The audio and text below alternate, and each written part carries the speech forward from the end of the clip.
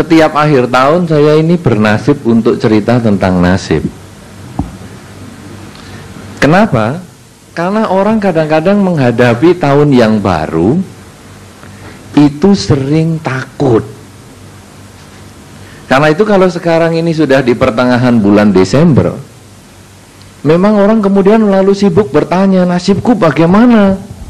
Bahkan kadang-kadang ada yang menganggap biku juga sebagai tukang ramal nasib.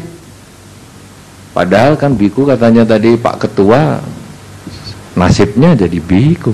Nanti kita akan bahas tuh tentang nasib itu. Cuman ya begitu.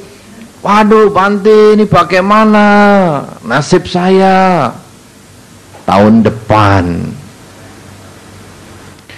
Mereka merasa takut menghadapi masa depan. Kalau yang secara umum saja orang mengatakan bagaimana ya masalah ekonomi tahun depan, apakah bisa kerja dengan enak, bagaimana kesehatan, bagaimana rumah tangga, selalu itu yang ditanyakan. Padahal sebetulnya tanpa Anda bertanya, sebetulnya Anda harus selalu siap dengan sesuatu yang terbaik. Kenapa? Kalau Anda ditanya, Anda bertanya kepada seseorang kemudian dijawab, ya kamu nasibnya baik, lalu Anda nganggur-nganggur, santai-santai, apa bisa nasibnya tetap baik? Ada orang diramal, bagaimana ya nasib saya tahun depan? Sukses, usahamu bagus. Wah kalau gitu saya tutup toko lah. Kan usaha kan bagus, saya tutup aja tokonya. Apa bisa sukses? Yang ada adalah penderitaan. Wah ini mau tahun depan ini mau masuk tahun 2005 ini, apakah saya bisa dapat jodoh ya? Bisa dapat. Tapi tidak pernah keluar dari kamar. Selama 2005 tidak pernah keluar dari kamar. Apa yang jadi? Ya dia dapat jodoh. Tukang plafon yang jatuh ke kamarnya dia salah nginjak plafon. Tapi secara logika kalau kita tidak bekerja, kalau kita tidak berjuang, tukang ramal nasib ngomong apapun juga sebetulnya tidak bisa mewujudkan harapan kita itu. Nah oleh karena itu, daripada Anda sibuk-sibuk diramal nasibnya, kadang-kadang malah tukang ramal itu sering bikin masalah. Ngeramalnya yang mengerikan, tapi tidak dikasih solusi. Wah tahun depan kau akan sakit berat. Terus gimana nih cara ngatasinya? Terserah kamu gimana. Wah ini tukang ramal yang repot ini, bener belum tentu, takut itu sudah pasti. Kalau sekarang, wah tahun depan kamu akan susah, coba kamu mengerjakan ini, bagaimana kamu melakukan kebajikan ini, saya kira itu lebih bermanfaat. Tapi kalau hanya ngomong tahun depan kamu susah, repot. Nah kadang-kadang kalau tukang ramal yang tidak mau solusi, dia ngomong yang baik-baik aja. Kalau Anda diramal orang dan ceritanya selalu baik, sebetulnya tukang ramal itu tidak tahu solusinya. Bagaimana nasib saya tahun depan? Semuanya baik, semuanya lancar. Rumah tangga, bagus-bagus. Usaha baik, sukses. Kesehatan, sehat selalu, sapi, Anda happy pulang. Tapi Anda tidak mendapat apa-apa. Ya, nah, oleh karena itu sudah nasib saya. Sekarang saya akan bercerita tentang nasib. Apa tuh sebetulnya nasib? Apa itu sebetulnya? Apa bisa nasib itu diramal sebelumnya? Saudara-saudara, sebetulnya nasib atau jalan hidup seseorang, kebaikan, kebahagiaan seseorang, itu sebetulnya bisa diramalkan sebelumnya. Memang bisa. Bagaimana cara meramal? Banyak cara. Cara yang paling sederhana, melihat telapak tangan, garis tangan. Garis tangan seseorang tidak pernah sama antara satu orang dengan orang yang lain. Ini ada ceritanya tentang nasib. Umur panjang, umur pendek, orang sukses, orang menderita, ada ceritanya di sini. Tentang percintaan, tentang perkawinan, tentang karir, ada ceritanya di sini. Bagi orang yang bisa membaca, saya tidak bisa. Bagi orang yang bisa membaca, karena nanti ceritanya habis ini 15 menit saya ngomong terus konsultasi tangan kan repot saya. Ya, jadi saya ngomong dulu tidak bisa. Bagi orang yang bisa membaca, telapak tangan kita ini seperti buku yang berbicara tentang Anda. Tentang masa lalu Anda bisa diketahui. Tentang masa depan Anda juga bisa diketahui. Dari mana ini dasarnya? Sebetulnya ini dasarnya seperti kalau Anda melihat di televisi ada yang namanya perakiraan cuaca. Kalau dulu sering sekali, saya sekarang rasanya jarang melihat itu ada perakiraan cuaca itu. Masih ada enggak itu siaran itu? Enggak ada ya. Kalau dulu mesti tiap habis berita jam 9, besok ada hujan di mana, panas di mana, dan lain sebagainya. Nah, cuaca itu bisa diramal. Dari mana dasarnya? Melihat saat ini curah hujannya bagaimana, kelembapannya bagaimana, anginnya bagaimana, lalu diperkirakan besok akan hujan atau akan panas atau bagaimana. Ramalan tangan itu juga sama. Sebetulnya ini melihat data hari ini. Data hari ini tangan garis umur dia pendek. Maka dikatakan nanti pada umur sekian, karena ini nanti bisa dijelaskan. Umur berapa dia mengalami sakit, umur berapa dia bisa lewat dari sakit, umur berapa dia diperkirakan meninggal, ini ada di sini semua. Nah, kemudian dikatakan, awas pada umur sekian nanti kamu bisa sakit dan meninggal. Karena dia membaca data hari ini. Tetapi ramalan cuaca dengan membaca data hari ini bisa betul besok berawan atau besok hujan atau besok panas. Tapi juga bisa salah. Dari mana salah? Kalau timbul badai, tsunami, misalnya dari Jepang mengarah ke Indonesia, sehingga akhirnya awan yang mestinya di kota Jogja ini berawan, kena badai itu awannya hilang. Jadinya malah di Jogja panas. Padahal mestinya berawan. Ada hal-hal tertentu yang tidak terpikirkan oleh peramal cuaca. Demikian pula ada hal-hal tertentu yang bisa mengubah jalan hidup kita. Kalau sekarang kita diramal, misalnya 10 tahun lagi kita akan meninggal. Tetapi dalam 10 tahun karena kita takut meninggal, lalu mengisi perbuatan baik dengan sebanyak-banyaknya, mungkin 10 tahun lagi kita tidak jadi meninggal. Itu seperti ada badai tsunami yang menghabiskan awan-awan penderitaan kita. Nah, dari mana sekarang dasarnya ramalan dengan tangan ini? Nasib, melihat nasib dengan tangan. Itu karena mencocokkan. Jadi begini, pengalaman nenek moyang, dia melihat, wah si A kok sukses, si B kok sukses, si C kok sukses, si D kok sukses. Coba orang sukses-sukses ke sini, kumpul. Lihat tanganmu. Apa ya yang sama? Nah, dilihat. Oh, garis ini yang sama. Nah, kemudian dia lihat orang lain. Coba lihat tanganmu. Oh, ada garis ini, sukses kamu. Karena dia sudah lihat yang lain. Orang yang tidak sukses, si A menderita, si B menderita, si C menderita, si D menderita, kumpul. Lihat sini, tanganmu kok menderita itu kan. Orang-orang ini kok menderita, ini tanganmu bentuknya kayak apa? Oh, ada garis ini. Lalu lihat orang lain lagi. Wah, ada garis ini, menderita kamu hidupmu. Jadi ini adalah mencocokkan. Memang ada betulnya. Karena itu ramalan tangan menjadi ramalan yang cukup tua pada zaman ini. Itu kalau anak-anak, biasanya anak sekolah, SMA atau apa, sini tak ramal tanganmu. Ini. Itu sebetulnya dari situ dasarnya. Selain ramalan tangan, orang mau melihat nasib, juga bisa melihat dari bentuk muka. Pernah dengar itu? Bentuk muka seseorang itu mencerminkan, oh ini orang ini bakal susah hidupnya, oh orang ini bakal bahagia, lihat bentuk kupingnya, lihat bentuk hidungnya, lihat bentuk apa, begitu. Anda pernah tahu ciri khas menteri di Indonesia? Pernah tahu? Ciri khas menteri atau pejabat di Indonesia? Itu untuk mencocokkan, supaya nanti Anda gampang itu lihatnya.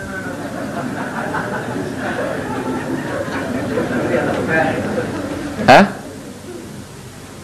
Tahu kesamaan para menteri dan pejabat di Indonesia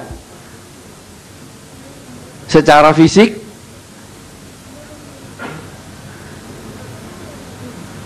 Nggak ada yang tahu. Saya ajarin salah satu contoh, tapi saya tidak cerita yang lain lagi. Cuma satu ini contohnya. Hidungnya besar. Anda boleh lihat, penguasa-penguasa di Indonesia hampir semua hidungnya besar. Menteri-menteri hampir semua hidungnya besar. Karena itu kalau Anda sudah lihat hidung teman Anda, wah, hidung hoki loh. Itu gampang sekali lihatnya.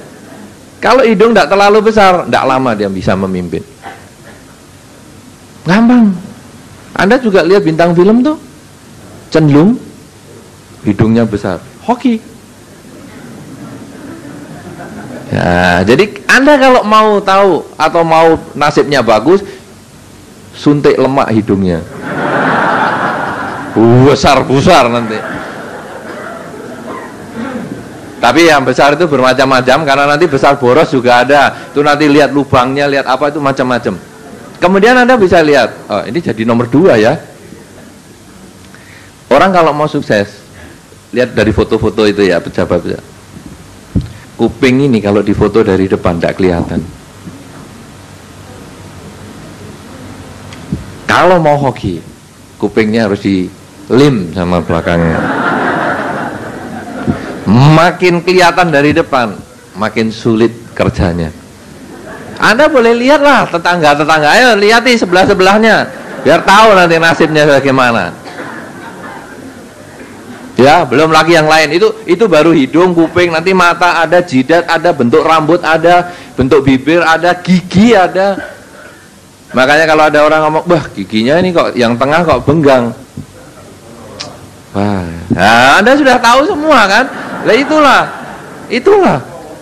Itu nasib bisa kita lihat dari fisik. Itu sama dengan tadi garis tangan. Sama persis, yaitu nyocokan. Kenapa ya orang itu kok enggak iso duit terus coba meringis semua. Wah, untungnya bogang. Ketahuan. Wah, langsung tembel-tembel semua. Baru bisa. Ngawas kok giginya soalnya. Nah, itu sebetulnya karena nyocokan. Jadi sebetulnya memang bisa dilihat. Itu tadi dengan tangan, bisa dengan muka, bisa dengan tanggal lahir. Tanggal lahir itu bisa dilihat. Lahirnya tanggal berapa, bulan berapa, tahun berapa, itu juga bisa dilihat.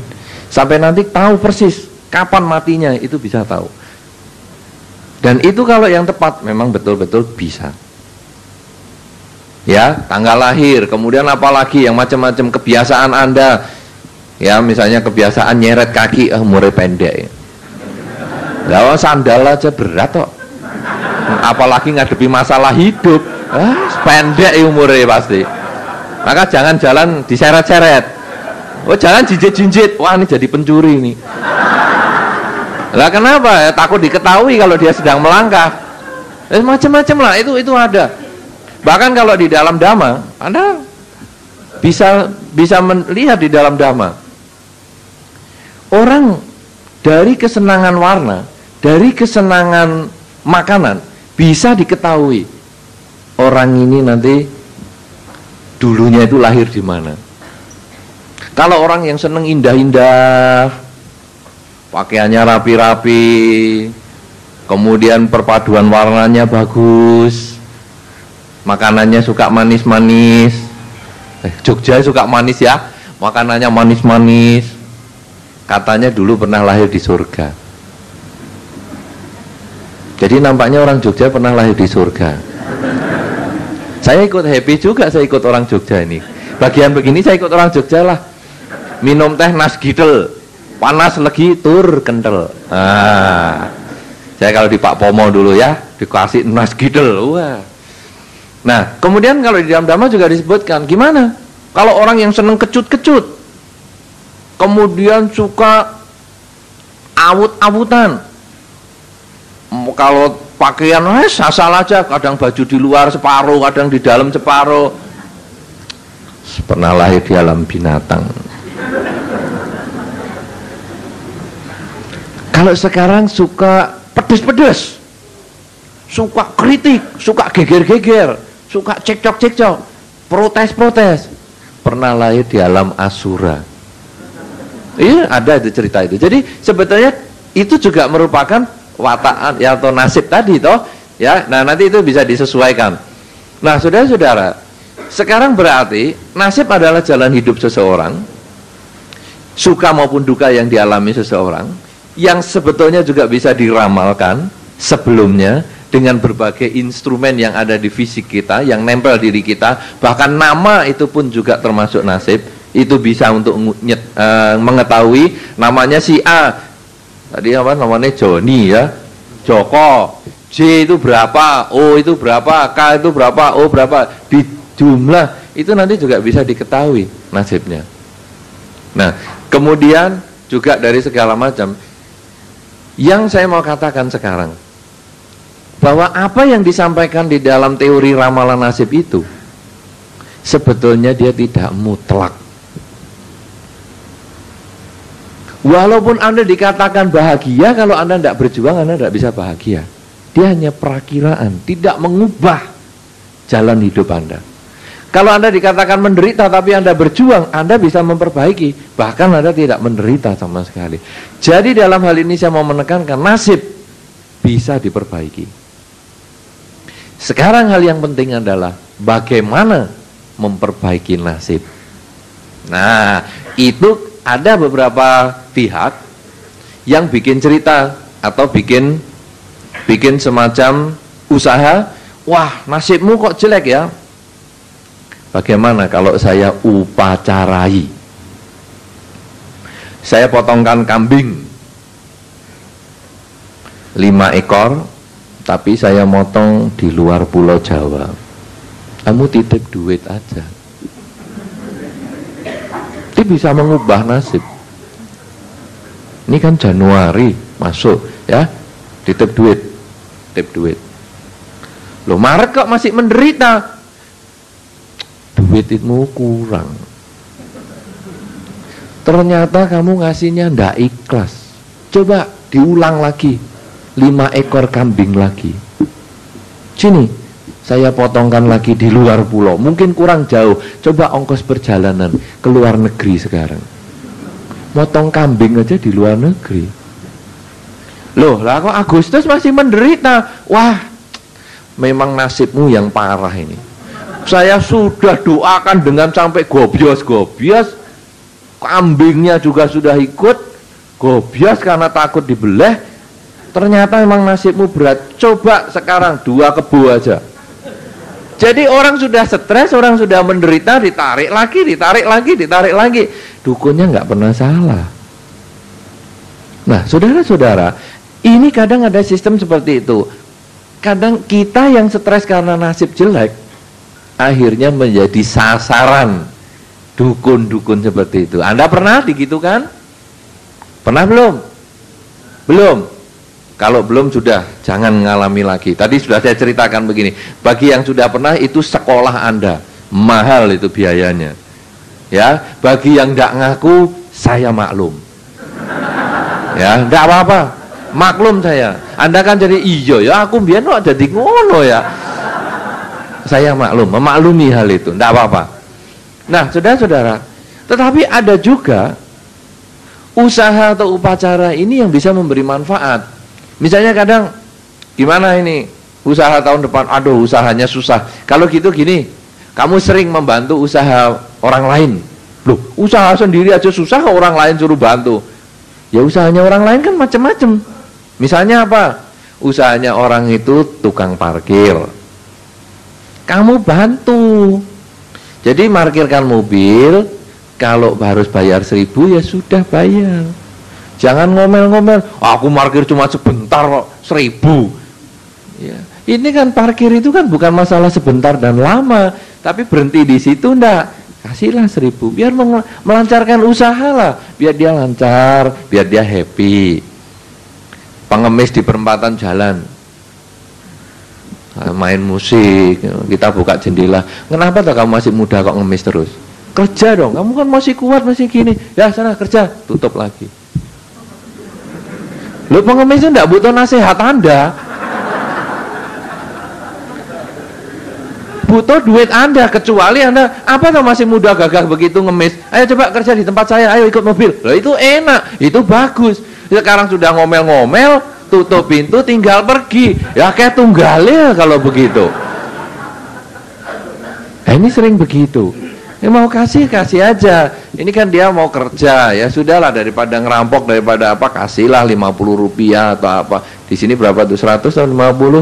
Ya 100 ya, kasihlah 100, sudah. Karena dia kan kerja, usahanya kan itu. Terus kalau di Jogja, saya kan dulu orang Jogja memang, karena sekarang sudah KTP saya juga pindah.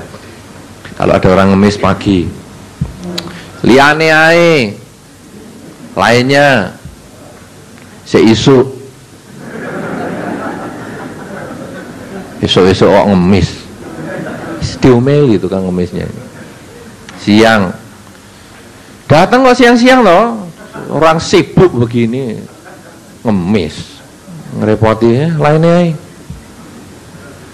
sore mau tutup, ini mau tutup, ini ngerti nggak, baru tahu ngemis ngerepoti ya. Jadi kapan dong ngemisnya salah terus? Ya ini bisa kejadian ya seperti itu.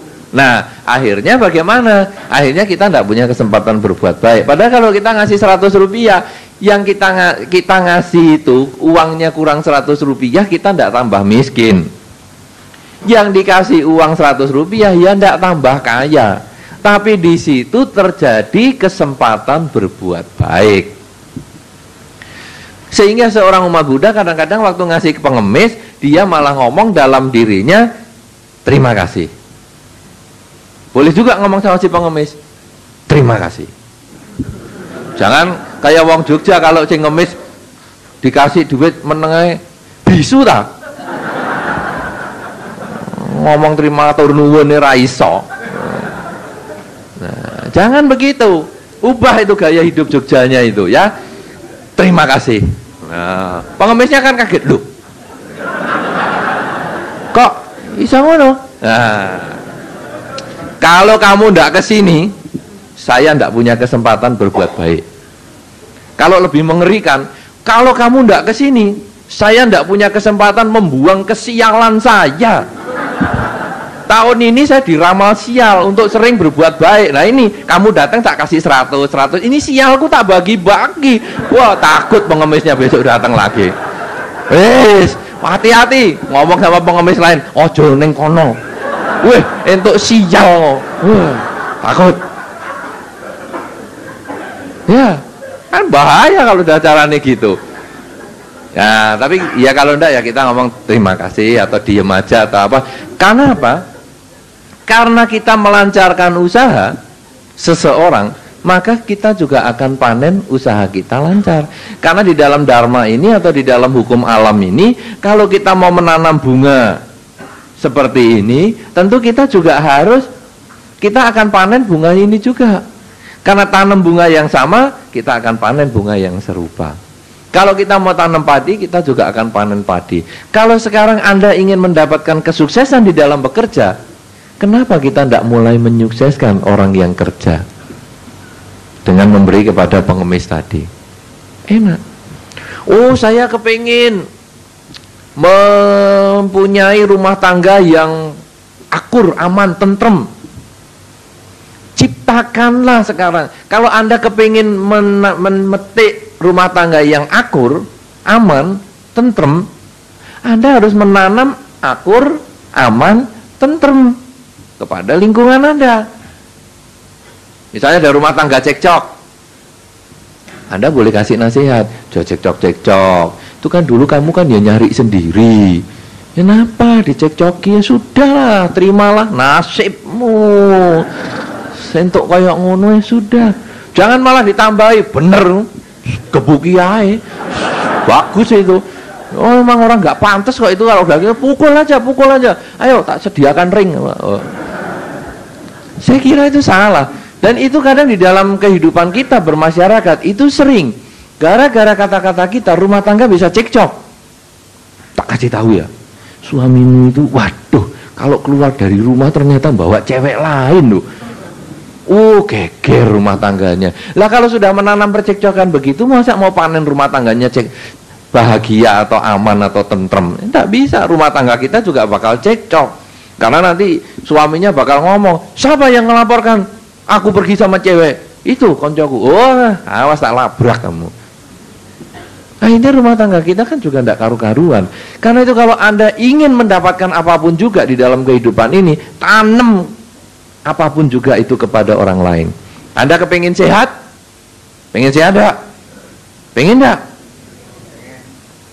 Sebagian, berarti yang lain pengen sakit-sakitan. Ayo, pengen sehat apa enggak? Pengen sehat apa enggak? Nah, berarti semua pengen sehat. Nah, tadi kan hanya 5 orang yang ngomong, berarti yang lain kan pengen sakit-sakitan. Ternyata sekarang semua ngomong berarti pengen sehat. Apa yang sudah Anda lakukan kepada orang lain supaya Anda sehat? Sudahkah Anda menolong tetangga Anda yang sakit untuk diantar ke rumah sakit bila diperlukan? Sudahkah Anda memberi karyawan Anda Paramex? Ini kan jadi iklan. Apakah Anda sudah memberikan obat sakit kepala untuk pegawai Anda yang sakit? Sudahkah Anda memberikan obat flu kepada pegawai Anda yang sakit? Memberikan istirahat kepada pegawai Anda yang mungkin sedang masuk angin? Sudahkah Anda menyayangi pasangan hidup Anda ketika sakit lalu mengantar ke dokter? Jangan, kamu kan punya kaki, pergi ke dokter sendiri dong. Aku kan sibuk kerja. Ini kan kerja ini kan untuk bayar obatmu. Sana pergi sendiri. Masa aku sudah kerja bayar obatmu masih ngantar kamu? Kan rugi-rugi berkali-kali. Suami istri kok ngomongnya rugi dan untung. Nah kalau kita kepingin sehat, lakukan sesuatu demi kesehatan makhluk lain. Kalau sekarang ada binatang sakit, sudahkah Anda berusaha menolong? Atau Anda ngomong, waduh ini anjingku kok sakitnya, suntik mati ya udah. Kesuwen-kesuwen ambune juga sudah nggak enak, suntik mati. Lah kalau sekarang kita juga menimbulkan kematian bagi makhluk lain, itu juga akan tanaman itu akan kita panen juga. Jadi prinsipnya, tanam padi, tumbuh padi. Kalau Anda ingin mendapatkan mangga, tanamlah mangga. Anda ingin mendapatkan durian, tanamlah durian. Anda ingin mendapatkan kebahagiaan dalam bentuk apa? Lakukan itu kepada orang lain. Dan kalau Anda bisa melakukan itu, maka nasib Anda akan berubah. Orang Anda dikatakan nasibnya jelek, kalau Anda sering melakukan kebaikan, jeleknya misalnya apa? Sering sakit-sakitan. Oke, kalau gitu sekarang kita kadang pergi ke panti asuhan, berdana obat ke sana. Semoga dengan kesehatan yang diberikan kepada anak-anak di panti asuhan ini juga membuahkan kebahagiaan dalam bentuk kesehatan untuk diri saya maupun keluarga saya. Itu baru bisa tercapai. Kenapa? Karena kita melakukan suatu perbuatan baik terlebih dahulu. Kemudian kita ikut apa tadi? Semacam misalnya organisasi yang untuk pelestarian makhluk, satwa atau apa, ikut, bisa. Semoga dengan pelestarian ini saya pun juga bisa menjadi umurnya panjang, awet dan sebagainya. Kemudian kita lihat di televisi ada program misalnya peduli kasih. Pernah lihat belum ada program peduli kasih? Siapa yang sudah pernah ngirim? Lah Anda tidak pernah peduli, siapa yang mau pedulikan Anda? Nah ini mulai, sekarang ada peduli kasih, coba ikut, kirim. Ya kan kasihan ada orang yang, wah sakit matanya sampai besar sekali, kepalanya sampai besar sekali, macam-macam. Kita bantu, uang kita tidak banyak, tetapi kan dengan dikumpulkan dengan yang lain-lain, akhirnya bisa banyak untuk operasi orang itu. Kan bagus itu. Ya, kemudian ada orang, apalagi kita pokoknya berbuat baik terus. Karena kuncinya mengubah nasib adalah perbuatan baik. Karena itu bagaimana nasib menurut pandangan agama Buddha? Memang ada.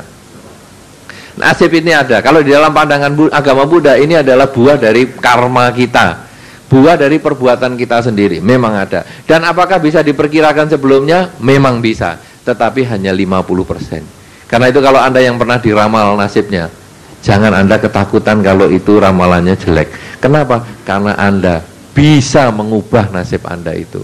Bagaimana cara mengubah nasibnya? Dengan perbuatan baik. Perbuatan baik apa? Nah, sekarang tergantung Anda. Anda pengen bahagia di mana? Kalau Anda pengen bahagia tanpa gosip, jangan gosipin orang, maka Anda pasti bebas dari gosip.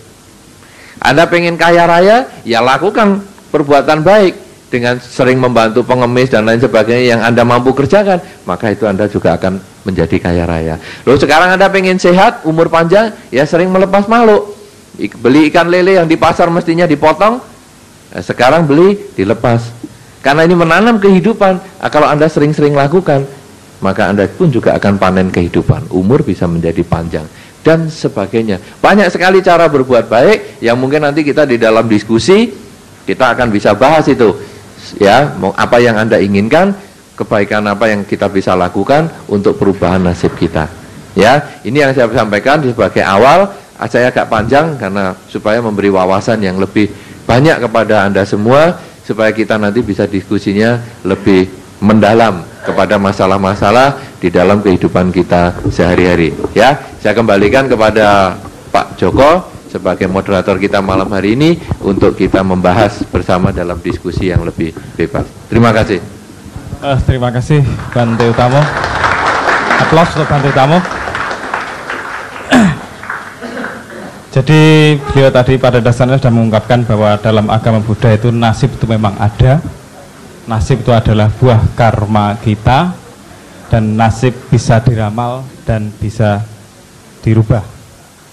Nah, sebelum ada pertanyaan ini saya lempar ke forum, saya sendiri sebetulnya ada pertanyaan yang kepingin saya ajukan kepada Bante Utamo.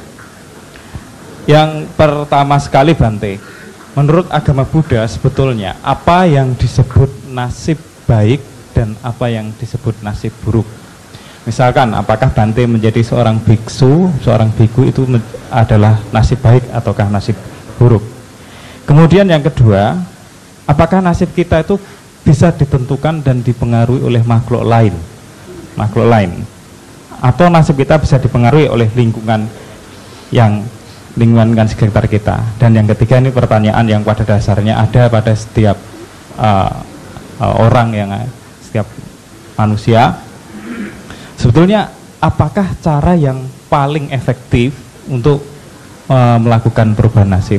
Jadi mohon Bante untuk dijawab dulu pertanyaan ini sebelum dilempar ke floor. Terima kasih.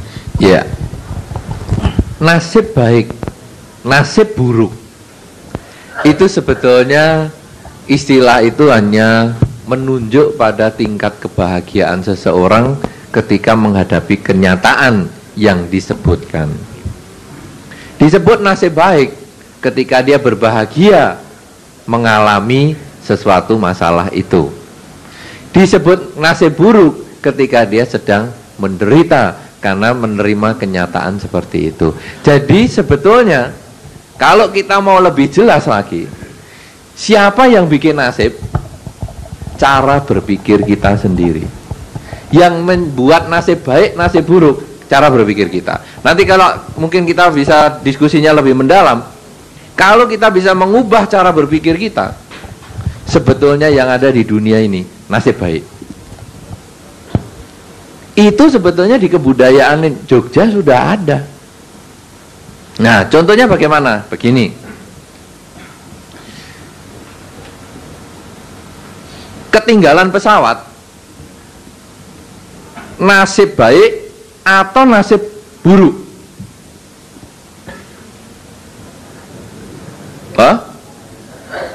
Ketinggalan pesawat, nasib baik atau nasib buruk?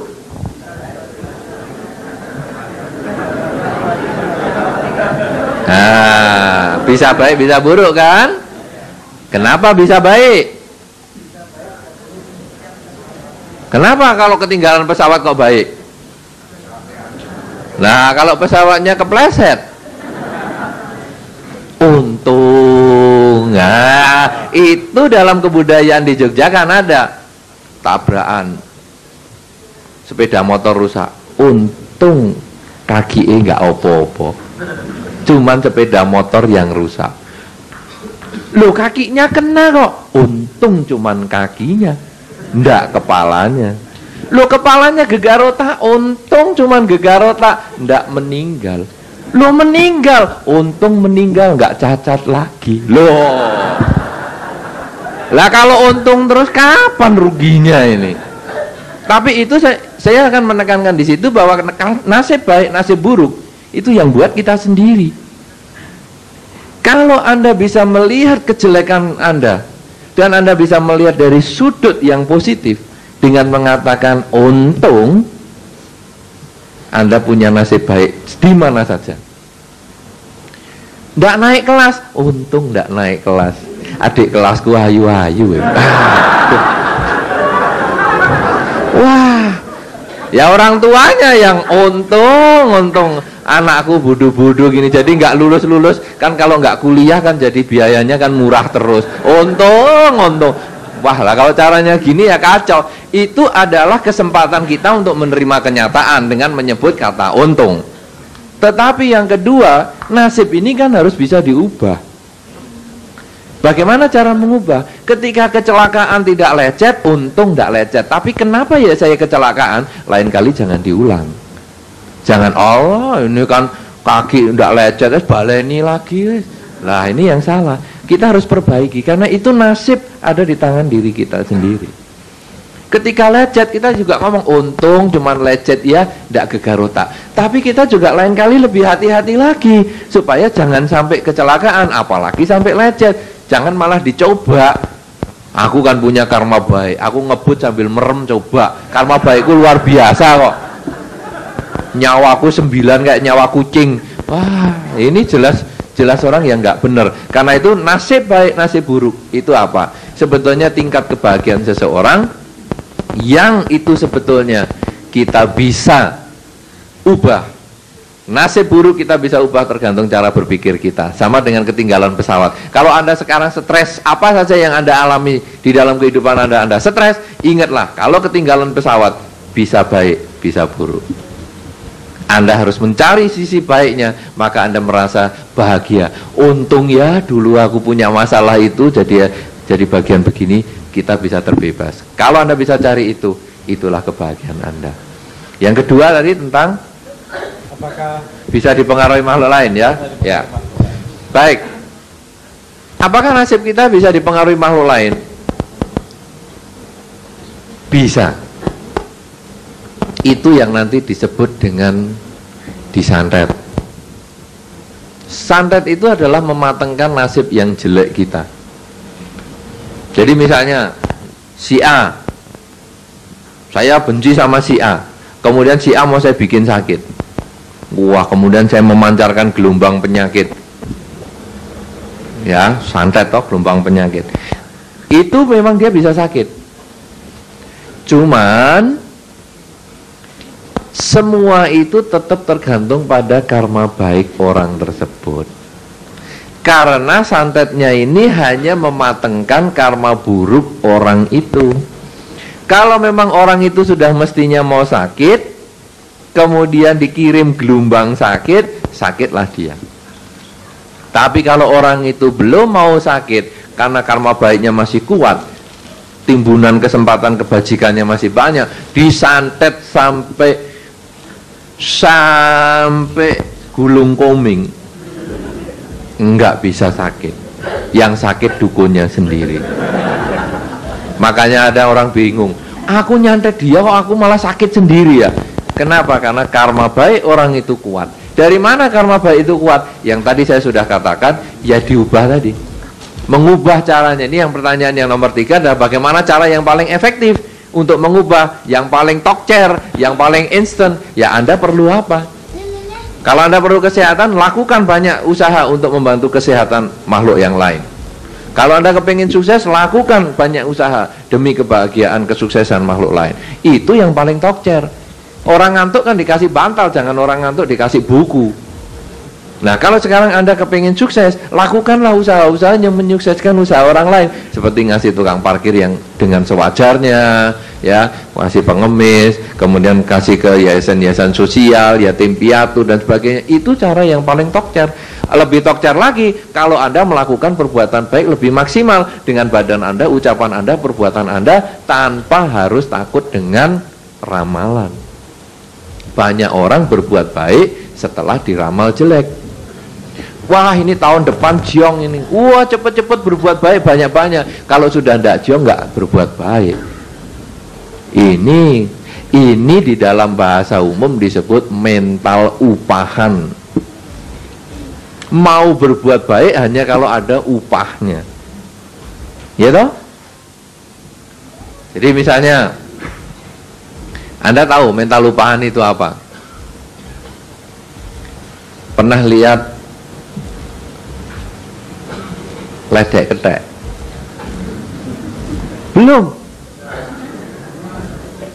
Ledek ketek, sarimin gendong kayu. Kemudian kalau sudah bisa melakukan sesuatu, dia dikasih permen, kasih kacang. Flipper, dolphin juga begitu kan? Anjing laut juga begitu kan? Kuda kalau ikut sirkus juga begitu, bisa lompat sana lompat sini, dikasih gajah juga begitu. Kalau kita melakukan sesuatu demi untuk mengharapkan sesuatu, itu mental upahan. Tidak begitu berbeda dengan dolphin, anjing laut, dan ledek ketek. Tapi itu normal, saudara. Manusia memang berawal dari situ. Ketika anak Anda masih kecil-kecil kan begitu, jangan nakal, tidak kasih permen. Itu memang begitu. Itu mental upahan itu memang ada dari awalnya gitu. Ya, belajar yang rajin. Kalau naik kelas baru saya belikan sepeda motor. Wow, belajarnya kenteng-kenteng, rajin sekali. Karena untuk dapat sepeda motor, itu mental upahan. Cuman kalau sekarang kita sudah dewasa, rambut kita sudah mulai memutih, apa kita tetap mental upahan? Apa kita tetap seperti anak kecil yang baru diem kalau dikasih permen? Apa kita seperti anak remaja yang baru belajar kalau baru bisa mendapat sepeda motor? Apa kita tidak bisa berbuat sesuatu kebaikan demi kebaikan itu sendiri? Bukan karena diramal jelek saya berbuat baik, memang saya kepingin berbuat baik. Karena saya tahu dengan perbuatan baik ini buahnya akan kembali pada diri saya, apapun bentuknya. Perbuatan baik apa? Dengan ucapan, jangan ngomong yang jelek-jelek. Anda tahu ucapan bisa apa saja yang baik? Misalnya apa coba?